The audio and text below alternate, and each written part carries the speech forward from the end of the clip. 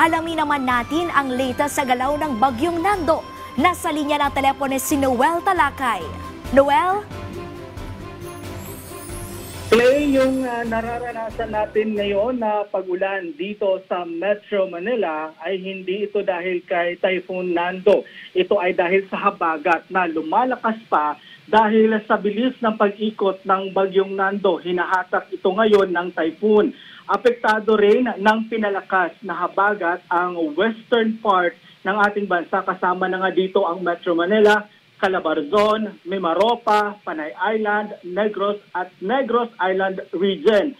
At ang mga nasabing lugar na yon, Clay, ay makararanas ng pag-ulan at may dalang pagbugso ng hangin.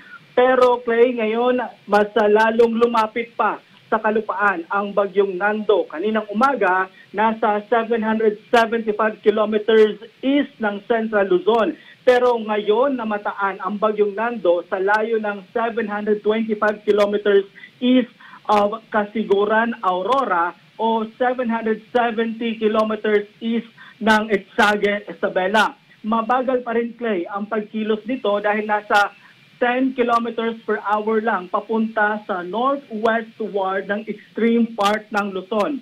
Mas lumakas din ito ang dala ng hangin dahil kaninang hapon nasa 120 kilometers per hour lang ito, pero ngayon nasa 170 kilometers per hour na at may pagbugso ito na dala na 170 kilometers per hour.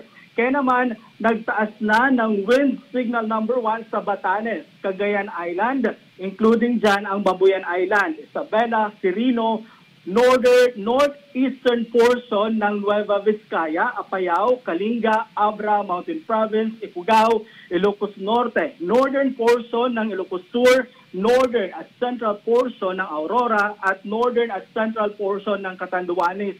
Ibig sabihin, makararanas ng sama ng panahon ang mga nabanggit na lugar sa susunod na 36 hours mula nang maitaas ang wind signal number 1. Na itong wind signal number 1 na ito, Clay, ay may dalang lakas na hangin na 39 hanggang 61 kilometers per hour.